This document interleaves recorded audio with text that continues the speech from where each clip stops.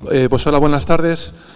Bueno, antes que nada deciros que creo que vamos a hacer el grueso del panel en español y vamos a cambiar al inglés de vez en cuando, y tenemos afuera auriculares pues para aquellos que tengan cualquier tipo de dificultad con la lengua, pero básicamente lo vamos a hacer en español.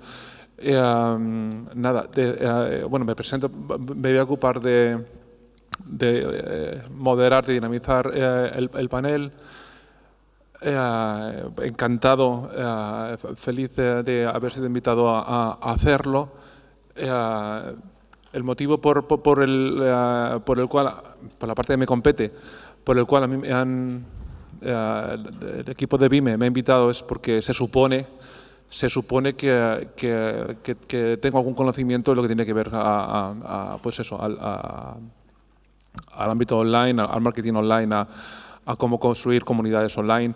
Pero vamos, siendo totalmente honesto con vosotros, la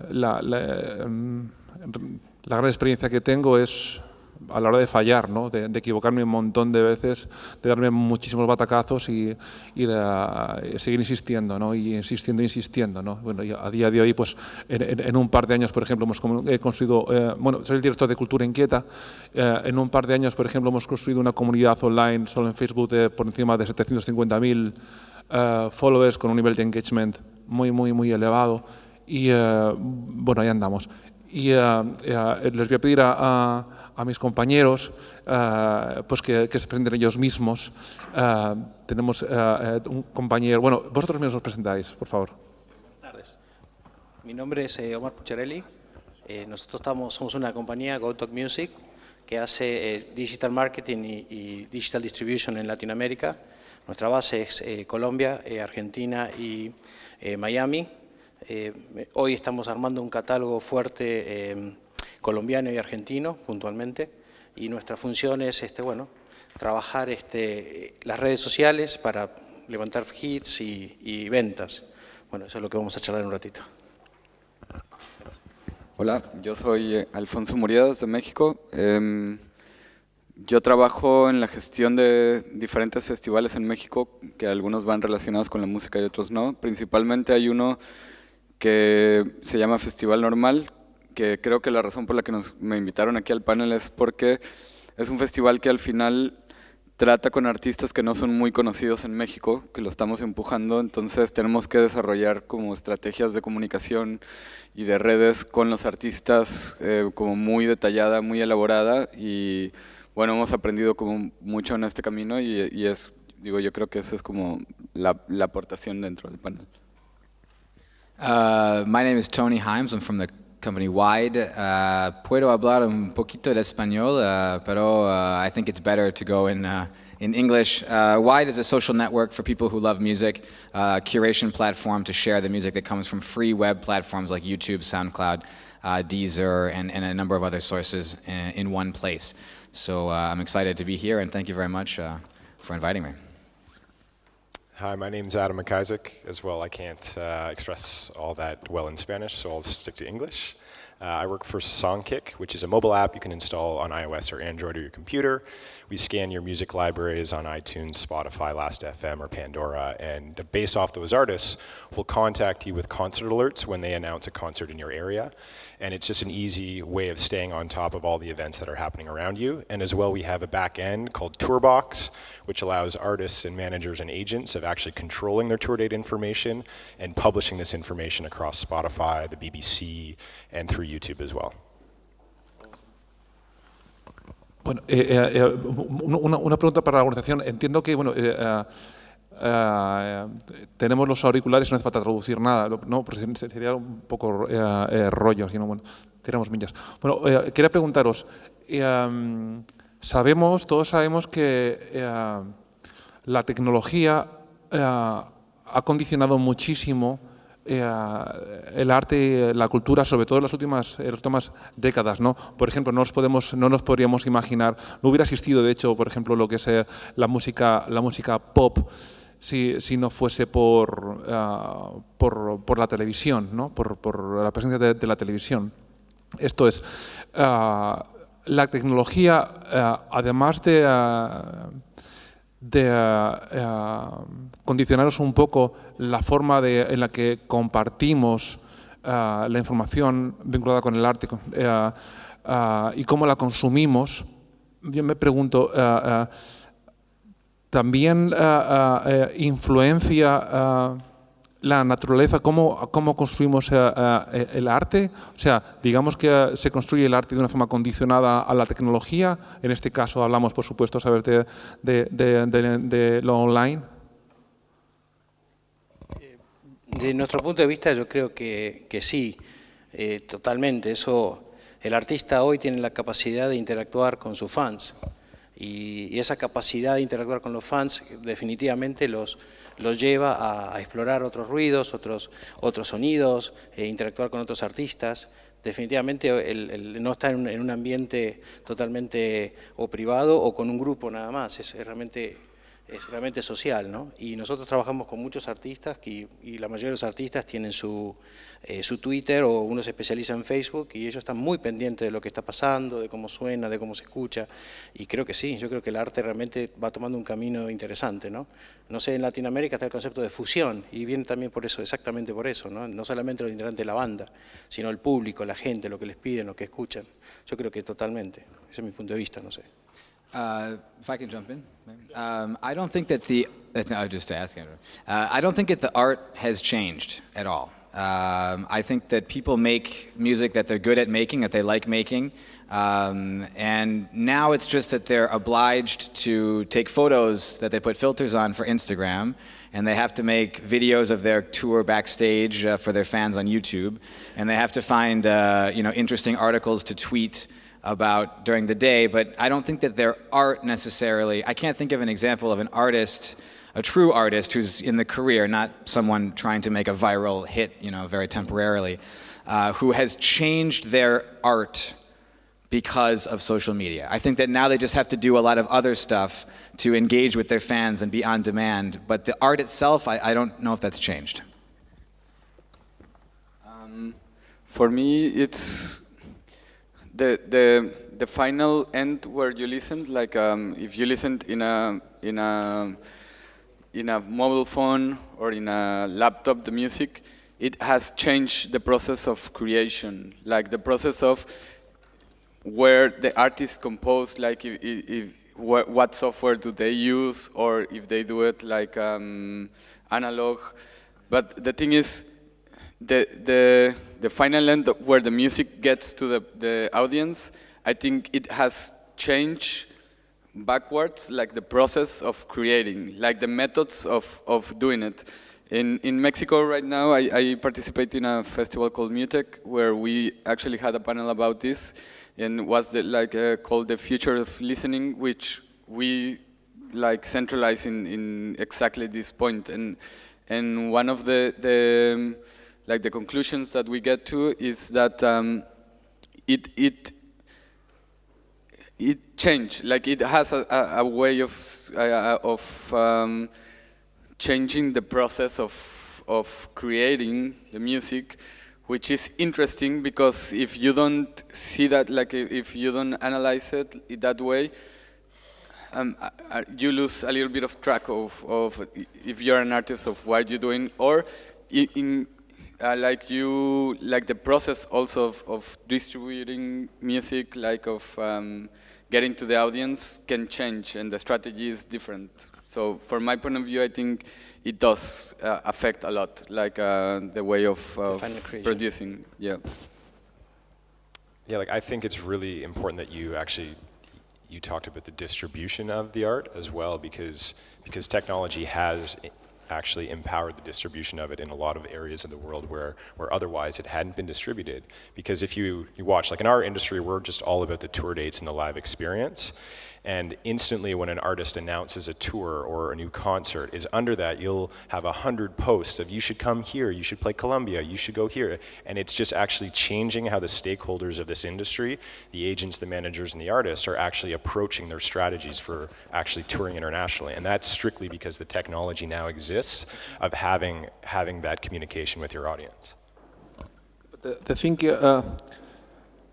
in regards of social media, the way that social media works, it's a communication of one to many. I mean, these days everyone has become a broadcaster.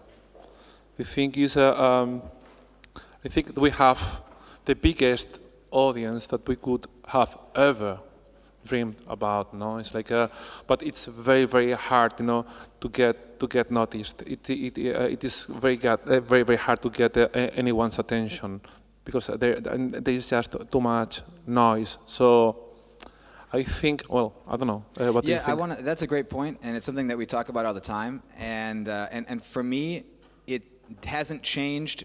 But between the now and the before, the creation entirely. That's probably the biggest threat to music business as it stands today. But because we think that I have 800 friends on Facebook, I have a bigger voice. Yeah. But if everybody has more friends, then my voice actually didn't get any bigger.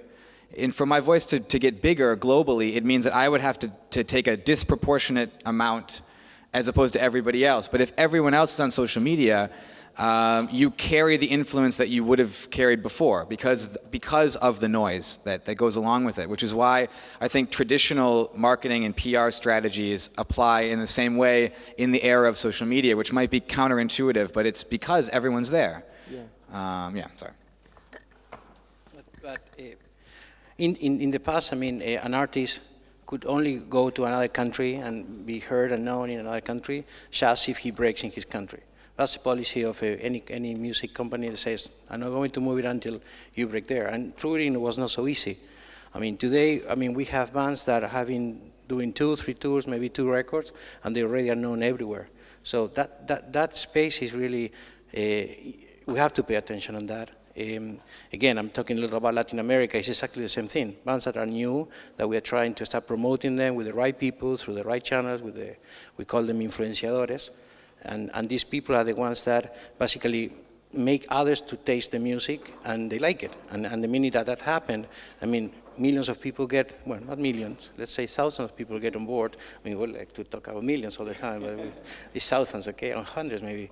But the thing is that, I mean, that is something that is really amazing. I mean, same thing with YouTube. I mean, today YouTube is the second search in the world. So whatever you do, you go to YouTube. First Google, then YouTube. It's owned by Google as well.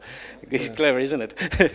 But the thing is that you see when you do all the analytics and you check where you have your fans, what's happening based on whatever action you do, how many people look that video or whatever you do there, you notice in the face, the artists get crazy. You say, oh, wow, I have fans here, I have fans there. Then I need to go to tour there. Listen, there's only 500 fans, you know. Probably they are Colombians if they are from Colombia or Argentina. But yeah, we are there. We are there. We have to build a strategy and we have to plan just to do the things. But this is the most important piece, is content and planning. If you don't have the content and planning, it's nice you have the 500, but they will not be there in 3 months' time. Yeah, I think that's the key. I mean, how to still get noticed, you know, in a world of constant broadcasting. You know, I mean, I think it doesn't really matter, you know, to have, I don't know how many zillions of followers, you know. The thing is to have the engagement, you know, the thing is to raise your voice in that way, you know, in which, that people, Engagement and conversion. I mean, the engagement is what you want, but then you need to see the conversion to the action to participate, the action to buy the track, to go to put it in a playlist. So that's the kind of strategy we build, basically, to try to invite fans to, hey, make your playlist and share it with your friends, and then we we bring you to the backstage of the band, and these are the kind of actions we try to do in order to have the engagement and, most importantly, the conversion. But I think, like before, that breaking into a country, it was the record. Like you cannot listen to the music unless it's live or a record. And now, for example, what we are doing as a festival, bringing like really unknown artists to Mexico, it's more we consider ourselves in the time that we are like talking about the artists as a digital distributor of the music, because we get them artists they don't sell records in Mexico, but they get listens in Mexico because we work with a lot of media that it's doing like has a lot of followers and stuff. So in a sense, now the digital distribution, it's the click, the listening, because that's the way you know the artist. So for us, assuming the part that we are a distribution agent, it's going places for us. You know, it's achieving some things just the way that to analyze it that way and to work it as a consequence of this. So I don't know. It's like you said, but the format has changed, obviously, or it keeps in some way the same, but in the biggest spectrum of the industry, it's in a different way. For us, breaking into a country, an artist, like making it its way to it, it just has to be in listens, not in record sales. So for us, all the digital tools, it's like really useful. Yeah, that's something to say. No, it just made me, it just reminded me of a lot of the promoters that we work with, like around the world now, explain that a lot of their marketing spend on their events, it's happening now online only because they can actually track conversion rates. While historically the ROI off that spend was unknown, and because of the technology, because of the tracking codes available, is now conversion is actually the metric that they want. It's not clicks, it's actual conversion rates they're looking for. If we go to the digital platforms, I mean, today an emerging artist is not going to earn a lot of money in Spotify and Deezer, but the information that you can collect from there, if you work with analytics and you have a good distributor and you get that information, because some other services don't provide that information to you, although they receive it. But if you have a distributor, an integrator that he provides the analytics and the metrics of different platforms, you have powerful information there. And that's the way you plan a tour, that's the way that you plan investing some money on digital marketing or maybe traditional marketing, and that's key, that's key. But if I can ask you a question, because I know your background with the big record labels, any artist that has money behind them is going to find an audience. And today we talk so much about lowering the barrier of entry. Now I have GarageBand on my phone. I can put a couple loops, I can come up with a funny rap. Now all I have to do is just choose my DJ name and I can be an artist. And that's competing, and I put that on SoundCloud, and it's competing with the artists that are out there that have spent their, a lot of time developing their skills. Is it today, when you put money behind an artist in digital, and when you move an artist, and you find that there's traction in different places that you weren't expecting, is that kind of just now because the same marketing spend is being diluted in a different way thanks to the global platforms, or is it actually a better effect than it was before? Honestly, I think that the way it works is that we are talking about digital marketing and the importance of that and how we use it, and this is what we do, honestly because our budget is much lower than the money that is invested in a major art by a company. But still, we need the traditional marketing. The difference between a music company and the way they invest is silly, because that was one of my fights for many years. It was that the money that they invest on digital is really very little. I mean, the money still goes to radio, goes to TV, and goes to actions. The money on digital is really small. Then we have those artists that they got crazy about that, and they says, I want to do something for my fans, and they build these things that are amazing.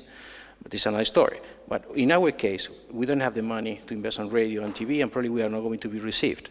So the only way to make it happen on radio and TV that is very important. We have to go do a good job in digital marketing. Once you have an artist positioning on forget about the sales, but they have an interesting Facebook, a good Twitter, they have good connection between the network of artists, then the radio will pick you and says, I want to listen, I want to program this artist. And they receive it, and then they're famous, and if you do a tour, I'm all the time talking about from Latin America to here, I mean, you're there. You make it happen. You go to Mexico. I mean, in Colombia, a lot of artists, the dream is to go to Mexico. Say, no one will hire in Mexico if they don't know you in Mexico. So let's do stuff for them. And then it's not an issue of my money, it's the way how you use it.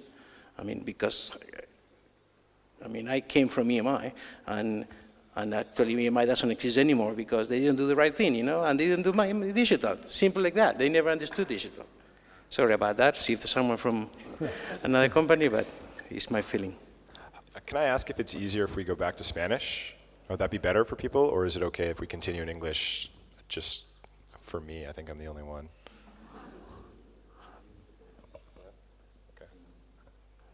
Whatever's easiest. I've got headphones as well. I can hear a translation, which means if it's easier if we're in Spanish. Entonces, como queráis, ¿seguimos en español? Como queráis. Okay. So, if you had to come up with a few names of artists in the show business who are doing, you know, this task about promoting themselves, you know, properly, you know, particularly well, you know, doing their work well, you know, on the online environment. Yeah, the one I think of first is a group called In the Valley Below. Now, does anybody know In the Valley Below? There's a song called Peaches. Still an emerging group, I guess. They do an incredible job. They have like a typewriter, like an old typewriter, and they write down like these little like bits of their song lyrics, and they change them and they play with that. And it's just, I've seen them over the past, I don't know, 8 months just explode across Facebook and Twitter in popularity because they're taking their product and they're just making it very hipster. You know, they have the suspenders, you know, it's almost like they're Amish. People know Amish people from the United States? Yeah, with no electricity. Kind of like your beard, a little bit, I don't know. But you're using electricity, so we're assuming you're not Amish. But they have this whole vibe, and it feels genuine. When they're on stage, they use like metal chains and stuff sometimes as percussion instruments, and they capture that perfectly. And I think that for me, the number one element is to be genuine, because people will see through you immediately. If you come up with a bullshit tweet, you know, then people they see that in a second, because they're your fans. They spend time with you every day that you necessarily don't spend with them. So they have impressions, and if you can back that up, like this, like In the Valley Below, I recommend checking out. It's really good. I think that they're doing a great job. But this is exactly the case. You have to support the artists to be good in what they do right, and they do good, and help them on the other platforms, because there are fans everywhere. And people that do tweet, maybe don't like Face or have Instagram, is, I mean, 30 or 25 years old under, you have to do Instagram. And then how do you do that? It's a completely another model and concept. So you have to work with him on there, but do not make any change. I mean, you're doing a good job. Problem is when you have the artist that is not doing a good job, and you have to help them then as well. Yeah, that's interesting, because I'm always a fan of the idea that less is more, and I spent a lot of time talking on panels like this before about you know, you have to be only in the place where you're good, and just don't waste your time, because you're compromising your artistic ability as well and the time you dedicate, because who has time to manage 9 social platforms? It's just, I mean, I do my living of that. Yeah, well, that's a good point. No, we work on like 5 platforms. I mean, not more than that. I mean, well, because I think Latin America has not all the platforms, but on the other hand, Google is starting, but it's not there. I mean, it's Twitter, Facebook, Instagram, and YouTube, obviously. Yeah, we're thinking about the social media. And that's a really interesting, because you kind of, like you said, you have to be there. Because if your fan goes and sees on Instagram that you don't have an account, they're going to say, oh, well, you must not be a legitimate artist because they don't have an Instagram. Even if for you, by moral grounds, you don't like Instagram, but they want to connect with you there. Yeah, or a fan will create it for you, and he will say, oh, I'm Madonna. You know? Yeah, that could happen. That could happen too. So that's true. I mean, you're measured by that as well. You know, people go to Facebook. The first thing they see, how many likes you have. They don't see how innovative is your content, or, you know, what are your pictures. The first thing they see is your number of likes, and they will judge you by that. So you're right. How engaging you are as well. Yeah, true. They don't look at how many people clicked, you know, versus whatever. They just look at what's the number. And if they see 60,000, wow. And the music industry does it as well. I mean, we do it too. When we talk to people and they come to us and say, oh, we want to do something together, the first thing I do is look on Facebook and see, are they big or not? Are they worth my time or not? And fans do that now. People in the business do that now. So in a way, my old philosophy of less is more, it might make sense, it might make moral sense or philosophical sense, but it actually could hurt you in the end if you're not present on those platforms. And if you put there, and if you left there the wrong content, you know, same thing. YouTube can help you a lot or can kill you because people can see other stuff there. I mean, for the touring stuff, if you see the guy performing with bad audio, that is normal, obviously, if you don't pay for a good stuff, because it was experimental or a fan did it for you, and then you basically says. Whoever is programming the concert says, no, look at this guy, I don't like it. I say, that's not professional. I say, well, but you cannot be expanding and be, well, you have to be careful with that. I mean, that's why you have to. Do you think that it might have already become a bit overrating, you know, this thing, this specific thing about how many followers you have and all this? Very important. For us, it's actually not a big deal how many followers the artist they have on Facebook, and it's an interesting thing that the industry and a lot of the talks in these kind of fairs, it's always about how many people, how much they're selling, or it's measured by the followers, but I think that's not the only spectrum of the industry, of course to not. call it, because we in Mexico, we booked by a lot of the times we travel and we see bands, but we book with YouTube in a really bad sound, but we get the idea of what the artist is doing, and then we research it from there. And then we do a really connection with the artist, but I don't think at least in our part, we are based more on the content than on the followers. Yeah. And I think there's a lot of people doing it now in a lot of places in the world, a lot of festivals that is doing it. And it's not the only saying in the industry, and it doesn't make sense, or it doesn't mean that you don't make money or you don't build an industry in a country booking people for us like that. They don't have followers. Like, it's an industry happening there. It's something. You know? And there are many artists who have hundreds of thousands of followers, and then, you know, when they play, they didn't really have, you know, the power, you know, to congregate, you know, a large, you know, number of people. It's like, okay, you guys are quite disappointing, you know?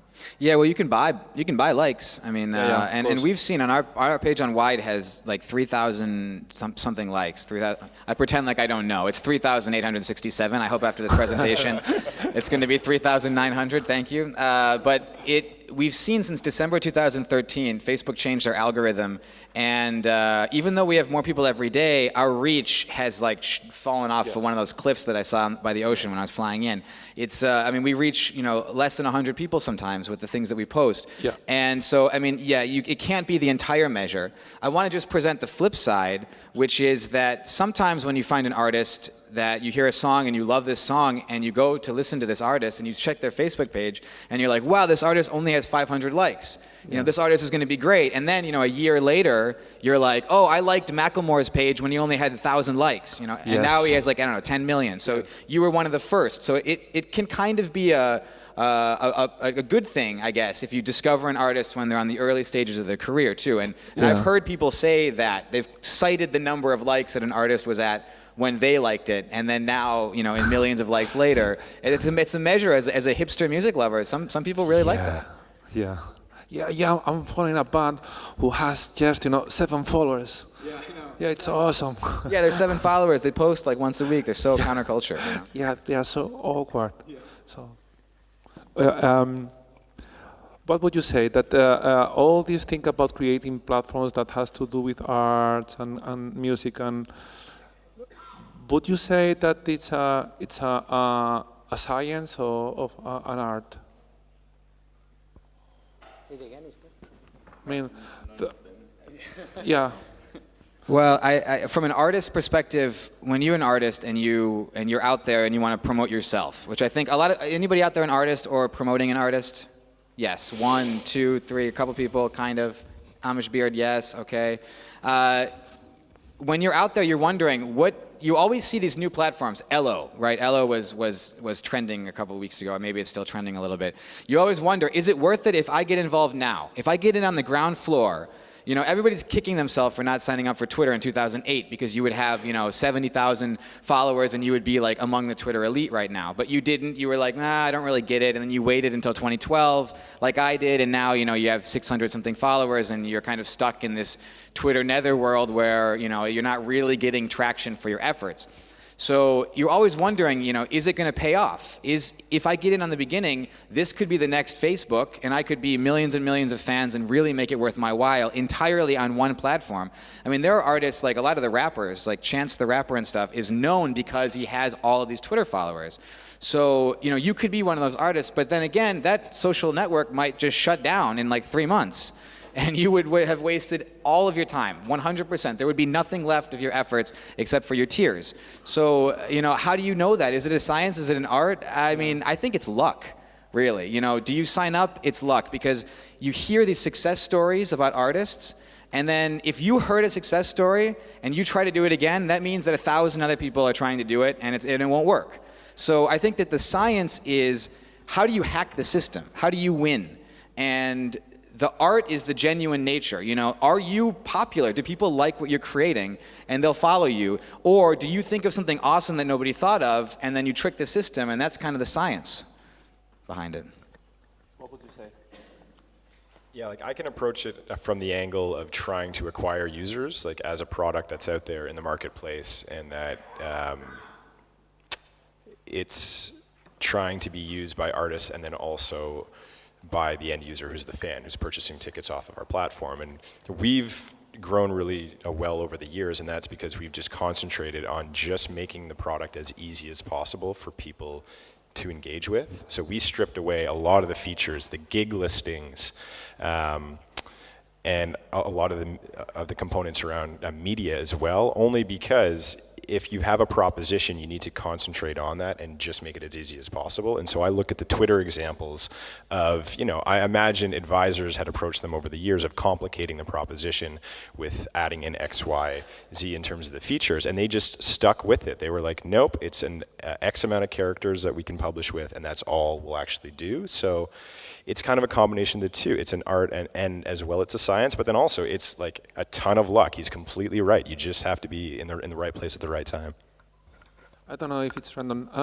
What about you? I mean, as a PR and creator of content, would you consider yourself as an artist, as a scientist? No, I'm not an artist at all.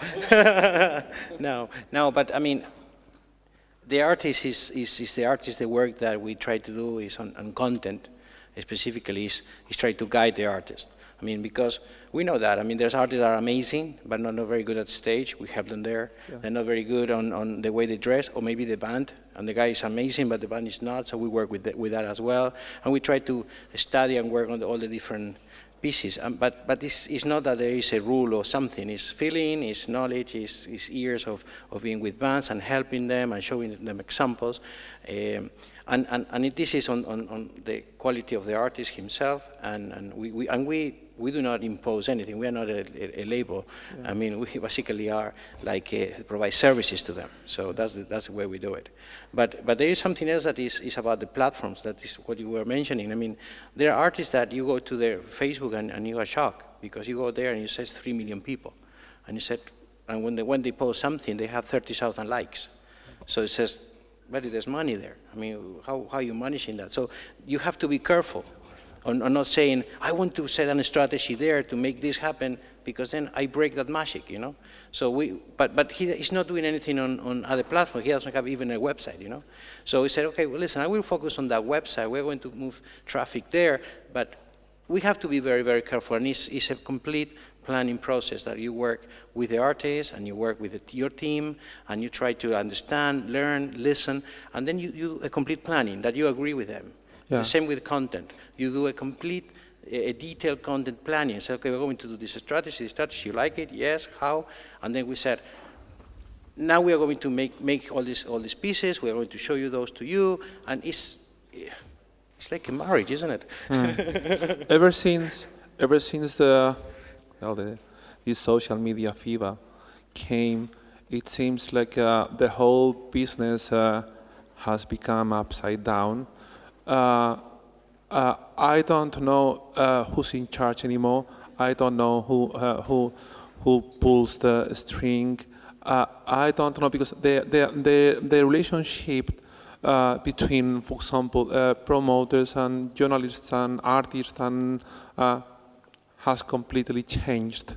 So, who do you think is in charge? Who do you think has the power? I'll speak on this just because this is an issue that I'm really passionate about, is now actually I believe the power is more in the hands of the artists and the fans than ever before. Yeah. And I think overall that's a positive, because everyone else in the equation, the promoter, the manager, the agent, the publicist, everyone is just trying to empower those two pieces of the puzzle, which means if they can actually communicate, they can exchange ideas, and they can interact around the globe, I think overwhelmingly that's a huge positive. Even though it is an industry upside down, I believe this industry will grow and become all that much stronger in aggregate because of it. Yeah, nice.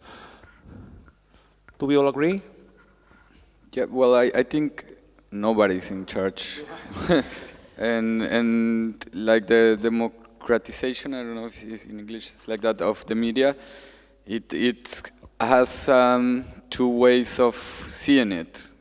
But or maybe a lot of ways, but it depends on what you want to do. Like if you want to have a lot of followers, again, like instantly followers, or do you want to build a career that everybody can do a profile on Facebook or all the other media, but the content, I think, for me, from my perspective, the content is in charge. You know, like the content is the rule. Yeah. If you have good content, you will get to the audience eventually. It can be like really fast, or it can take a lot of time.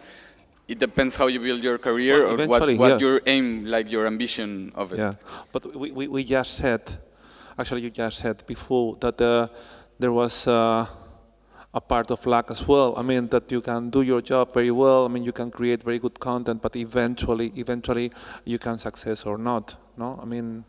Well, I don't know. You can get run by a bus on the street going out of here, but it's a matter of luck. But I think it's more if you do your job well. Like if you're creating this dialogue with the audience that you are aiming to create, and you're speaking the same language, it doesn't matter what platform you use, because maybe a small platform will suit you better.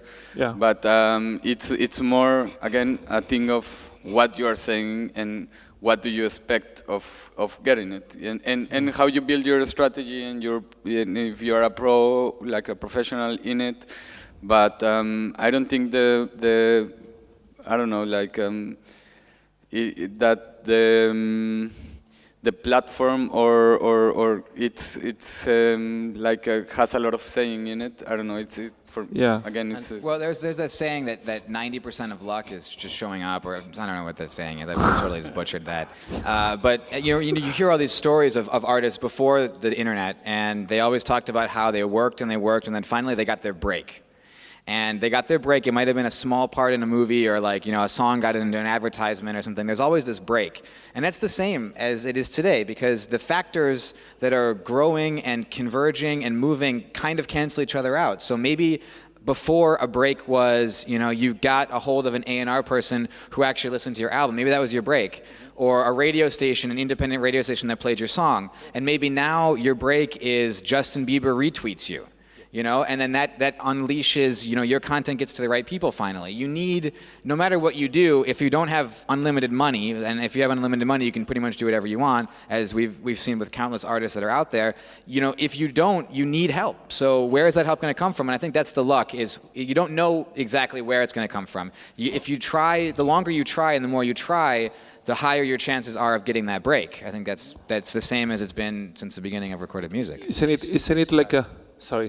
But there's also some, I'm going to be a little more philosophic, because maybe I'm the older one, don't know. But the story is that there's another social tool that is really amazing, that is crowdfunding.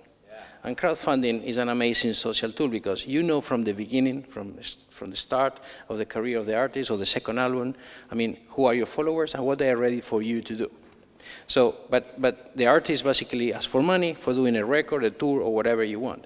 They build, they get the money, they put some targets, they get the money they want, but then they're loyal to these people are loyal to him, and he has to be loyal as well. And he has to create a way of communicating to these people in a very, very particular way. And honestly, this guy's going to be always happy in all his career about his first record was done with my 100 fans that they build this, and I'm going to do a special show for him. And so there it says, who is leading all that? Yeah. Is the quality, is the trust, is really the feeling that they want the artist to do the right thing for them and for everyone. So that's why I'm a little philosophical there, you know. But this is the energy that then make that a band or someone really succeed. Then the artist doesn't perform or doesn't do it. Maybe not even, it's not really important. Maybe it's not even important if he is not first on radio or whatever, because he lived his dream. And this is what it is about. Amen. Hey, you're quiet now. I'll just add, I think it was 2 years ago, we worked with an artist named Andrew Bird who was interested in actually touring around Latin America, and it was the only actual tool available was asking the crowd of, if he comes, how much would you pay? And we ran a contest in actually 10 markets around, and he ended up actually playing half of those in Argentina, in Brazil, in Peru, and it was only because he could have this discussion automatically with his audience that he was able actually to do that, because a lot of the promoters were just a bit hesitant, or perhaps the agent was asking for too much money, but it ultimately actually worked out in his interest because he got to go there because he could speak to his audience because of technology and because of our involvement as well. But seeing that aspect from a commercial now way, I mean, imagine the story is amazing. The story is amazing. All the content you can get from there. Then you have all the other tools to tell exactly what's going on, what's happening. I mean, the engagement, if the quality is good, the engagement that these artists will get is amazing. I mean, and this is what maybe used to be all the time. Maybe it was in your neighborhood, your friends helped you to do your first record, but there was not the media to promote what you were doing and to engage more people to that. And this is the difference today than before, you know? And we need to take advantage of that. And now, of course, in some point, of course, we will need to monetize. So the question is, given that there are so much stuff for free out there, how do you manage? You know, how do you manage to make some money? You know. That's a good question. I would back up what Omar said about the crowdfunding being the next stage, because whenever you align the interests of people, you win, and whenever you try to go in a different direction or put too many things in between, you know, it gets watered down. You know, what was the album? And I say was because I kind of believe that the album is dead. But what was the album? It was an arbitrary number of songs that was put together to justify a price point, and sometimes it was a complete artistic piece. Sometimes it was one single with a bunch of crap. So it was justified to keep up that $18, $20 price point for a CD. So the value of music has just been eroded from the very beginning of the gramophone, really, when Thomas Edison invented that. I don't know if anybody remembers the 2 musician strikes of 1940 and 1942. Yeah, I didn't think so. I didn't think you guys were around back then. Neither was I. But when recorded music first came out, musicians protested it heavily because they said that now they're going to eliminate the need to have musicians that play live on the radio. Before that, in the 1930s and 1920s, people actually had to go into a studio and play with an orchestra. And every one of those musicians got played. And if they weren't playing, there was no music. So there was this the music went straight to somebody's ear from the instrument. And then recorded music changed all of that. Artists started fighting against it. They lost. Recording companies won. It continued on until now, where recording companies are fighting against digital, or at least they did, and now they're trying to embrace the new models of streaming. And I think we see 2 models: advertising, subscription. These are the fundamental models that exist today in terms of people. But are they paying for music, or are they paying for access to the music? We could argue endlessly about that. But I think the future is this crowdfunding. It's investing in these artists and making it, I was one of the supporters at the very beginning of this artist, and the artist, as they grow bigger, is the reward for the fan. Is the attention that they pay, they show that they supported this artist. And for the artists, they're able to sustain themselves. Maybe they might not get enough money for boats in the Caribbean or private islands and stuff, just from that type of thing. But then if they're able to generate the interest, they can tour, they can do lots of other stuff, to make that big dollar. But I think it's clearly going in that direction. Is who are your fans? What are they willing to pay? And not creating something and then seeing how much people will pay after you've already invested, but starting at the very beginning and saying, okay, I have a couple of songs I think people might like. Do people like them? Yeah, they do. All right, do you really like it? Because if I say, hey, do you like this thing? You say, yeah, because you always say yeah when somebody that you don't know asks you something if you like it. Usually you say yeah, but then I say, okay, pay for it. And then, all of a sudden the number of people willing to pay for it drops off to almost zero. So finding people at the beginning, aligning the interest with the artist, and creating a journey together, I think fans win, artists win. So, do we think that there will be live after Facebook, Twitter, YouTube, and this live will go towards these crowdfunding models? Are we saying so? For me, like a concert is kind of like crowdfunding. It's crowdfunding. Yeah. It's a way of seeing it like really quickly.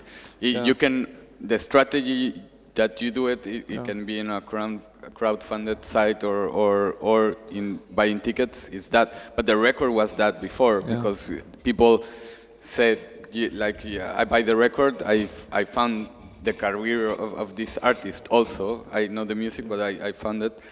So yeah, live outside Facebook. I don't even have a Facebook account. So I think there's a lot of life outside Facebook from my perspective, and I think the industry is now moving towards there because the concerts, it's what supporting a lot of the business, like mainly it's supporting it, so I don't know. Well, but bear in mind, for example, that Lana Del Rey was discovered on the YouTube, or Justin Bieber, he started on the YouTube as well, being 13, it's like, wow. But wow. They're not going to do money or a lot of money on Facebook. But they do money because they sell 10,000 tickets or more, But that was the breach, of course. I mean, it was a key. I mean, it was needed, no? It's a tool. I'm not saying we do a lot of strategy on media. Yeah. It's like our digital media is like our main thing. Yeah. But what I'm saying, it's answering your question. Yeah, there is life outside the social media, of course. Like it's just a tool. It's not the final end. I think it's right that the points of discovery have always changed. Like it was originally in person, then on radio, and then it became going through YouTube. Like that will always evolve. That will always change. I actually believe the industry is extremely healthy in terms of the concert business. You look, like the biggest promoter in the world just announced a quarterly report yesterday, and it was unbelievable. So you look at the AEG, Live Nation, and everyone else in the world who's actually in the business of promoting events and the concert experience, and everyone's doing extremely well. So I think that's win-win-win overall. I'm realizing we are just running out of time. We have 8 minutes. Yes. So do we have any questions for these gentlemen? At your own risk.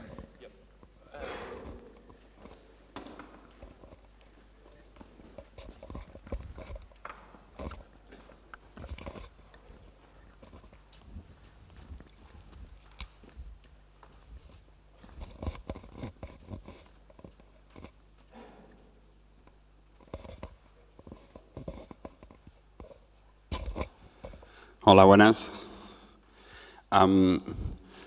Mi nombre es Jordi Herreruela y soy el director de un festival, Cultura Barcelona. Este año nosotros programamos a Macklemore and Ryan Lewis, que bueno, ha sido el artista con más escuchas, con más visiones en YouTube. La verdad es que nos fue bien, pero no en relación a esa cantidad de audiencia que se tiene en redes sociales. Y hemos visto otros casos como Pharrell Williams o Miley Cyrus o la Lana del Rey, ¿no? Gente que genera una cantidad de ruido en redes sociales, pero que eso no se convierte en venta de entradas, en seguidores reales.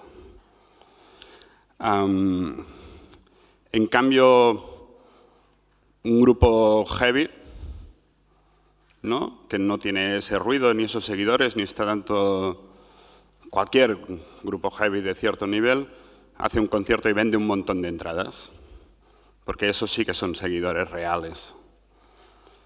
Entonces tengo la sensación que especialmente algo que ha pasado este último año, y es que esos seguidores en redes sociales, especialmente a través de la experiencia de un niño de 16 años, veo que es muy efímero. O sea, siguen a grupos por un tema, pero los siguen durante un periodo de tiempo muy corto. Y al igual que hubo un momento en que hablábamos de que la industria tradicional se tenía que transformar, hemos generado una nueva industria con un consumo muy alto, pero también muy efímero. Y yo creo que esa nueva industria debería empezar a estar preocupada sobre cómo generar una conversión real de esa cantidad de visionados y de seguidores en fans reales, porque no es real. O por lo menos la experiencia de lo que está pasando en España con los conciertos demuestra que eso no se corresponde a una realidad. Y no sé si estáis preocupados o estáis intentando cómo generar esa conversión. May I? Yeah, just a moment.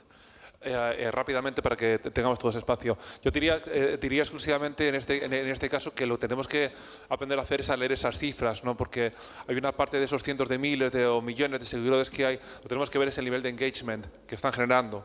Por eso es lo que hablábamos antes de que alguien lleve 2 millones de followers no significa demasiado, porque puede ser sencillamente un trendy topic, ¿no? De repente sabes que es como cool, es como moderno, ¿sabes? Seguir a esta persona. Es como, no sé, que el club de fútbol de no sé cuál tiene millones de followers, ¿no? Pero lo que tenemos que ver es el engagement que tiene, ¿sabes? Ese site, ¿no? O sea, el diálogo interno que tiene el site, ¿no? No el número, ¿sabes? De seguidores, porque es una información, pues como bien dices, ¿no? Que no facilita mucho. Puede pasar eso, que si eres programador, si tienes un festival y te tiras al barro y te quieres traer a Miley Cyrus y meter ahí 150K o 200K, lo que pueda valer aquello, pues hay muchas papeletas de que te des una buena hostia, ¿no? Porque finalmente son animales que son mediáticos a nivel de gossips, de magazines, etcétera, ¿no? Pero que no tienen followers, como tú dices, followers reales, ¿no? Sí. Al final es la importancia de aterrizar las cosas offline también, ¿no? Y esos 1 millón de seguidores pueden estar en otra ciudad, pero no en la ciudad en la que vas a llevar al artista. A nosotros nos pasaba con un festival en Tijuana, que es una ciudad en México, en la frontera, que el festival parecía que era como muy conocido, daba la perspectiva, si venías de fuera, que toda la gente en Tijuana estaba súper enterada. En México era más grande, había muchos medios hablando en México del festival, pero en Tijuana nadie se enteraba.